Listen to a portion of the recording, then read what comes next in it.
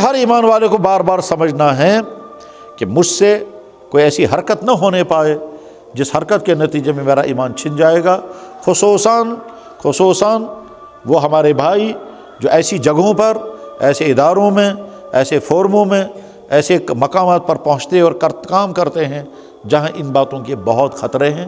Number 2، ہماری وہ ساری نئی نسل جو سکولوں اور کالجوں میں ہیں، جہاں کنفیوژن ہے، جہاں غلط تھیوریاں ہیں، جہاں ایتھیسزم ہے، جہاں ایگنوسٹزم ہے اور کیا کیا ازم ہے، وہاں لبرلزم ہے، وہاں ہو سکتا ہے تمہارا ایمان کنفیوژنوں کا شکار ہو کر کے ختم ہو جائے گا۔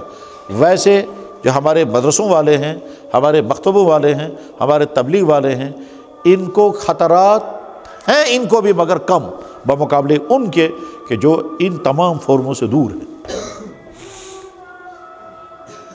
آپ میں سے جتنے بھائی آئے ہیں ان تک کم سے کم یہ میسیج پہنچ جانا چاہیے، کیا خدا تعالیٰ نے جیسے ساری بڑی نعمت عطا کر، نعمت ایمان، اور یہ اللہ کی محبت کی نشانی ہے۔ یا اللہ، آپ نے ہم پر بڑا کرم فرمایا، ہم عہد کرتے ہیں کہ زندگی کے کسی بھی مرحلے پر اپنے ایمان کو ضرر نہیں پہنچنے دیں گے۔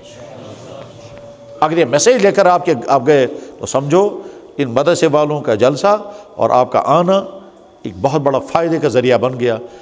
ایمان والوں کا ایمان بچ جائے اور انتظام کرنے والوں کا انتظام، بولنے والے کا بولنا اور آپ کا بیٹھ کر کے سننا، اگر یہ پھل نکل آتا ہے تو سب سے قیمتی پھل ہے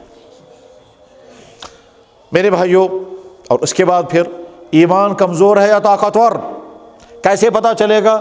آج کا زمانہ ٹیسٹوں کا زمانہ ہے، آج علامتوں سے فیصلے ہوتے ہیں۔ جناب شوگر کتنا ہے؟ ٹیسٹ سے پتہ چل جائے گا۔ یورک ایسڈ کتنا ہے؟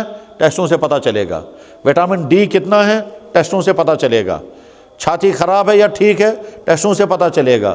کووڈ کا ٹیسٹ ہوتا ہے، ٹھیک ہے، ایڈز کا ٹیسٹ ہوتا ہے، اور کس ٹیسٹوں سے سارا، بلکہ صرف ایک بلڈ کے قطرے سے 10,000 بیماریاں ڈیٹیکٹ ہو جاتی ہیں۔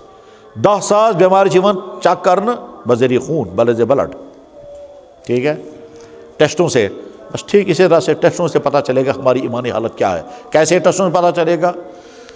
جناب اگر میرا ایمان ایسا ہے جو مجھے نماز کے لیے کھڑا نہیں کر پا رہا ہے، ساری رات میں جاگنے کے لیے تیار ہوں فیس بک اور یوٹیوب پر، مگر نماز کے لیے میں کھڑا ہونے کے لیے تیار نہیں ہوں، جو میرا ایمان میری آنکھوں کو کنٹرول نہیں کر پا رہا ہے، جو میرا ایمان میرے دکان پر غلط تولنے سے مجھے نہیں روک پا رہا ہے، جو میرا ایمان کسی دفتر میں مجھے رشوت سے نہیں روک پا رہا ہے، جو میرا ایمان کسی میرے بھائی کو ستانے سے مجھے نہیں روک پا رہا ہے، اگر میرا ایمان مجھے ماں باپ کی نافرمانی کرنے سے نہیں روک پا رہا ہے، اور اگر میرا ایمان مجھے کسی غلط تعلقات مبتلا ہونے سے نہیں روک پا رہا ہے، اللہ اکبر۔ ابھی کچھ دنوں پہلے ایک خاتون مجھے فون کر رہی تھی، کہتا میرا شوہر بہت بڑا افسر ہے، نام بتایا، افسری بتائی، اور ساتھ میں کہا کہ آج 3 سال کے بعد مجھے پتہ چلا کہ اس کے تو نہ جانے کتنے نامحرموں کے ساتھ غلط تعلقات چل رہے ہیں۔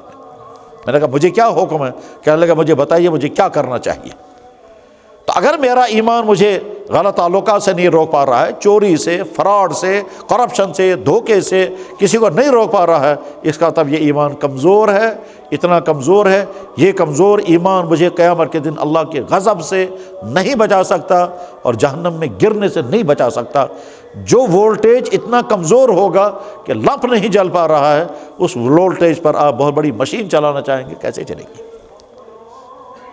اور اگر میں رات کو موبائل کھولتا ہوں اور اس میں گندی پکچر آ گئی اور اندر سے مجھے جذبہ ابھرتا ہے، میرا اللہ مجھے منع کرتا ہے یہ بات مت دیکھنا، میں کہا میرا دائیں بائیں کوئی نہیں، اندھیرا ہے، نہ میرے ماں باپ میرے ساتھ ہیں، نہ میری بیوی بچے میرے ساتھ ہیں، میں اپنے بیڈ پر اکیلا ہوں، یا انمیرڈ لڑکا ہے کوئی اس کے ساتھ نہیں ہے، اپنے بیڈ پر جو ہی اس نے کھولا، اگر آپ نے فوراً آنکھ بند کر لی اور آپ نے فوراً اس کو ہٹا دیا تو علامت ہے کہ ایمان کے اثرات ہیں۔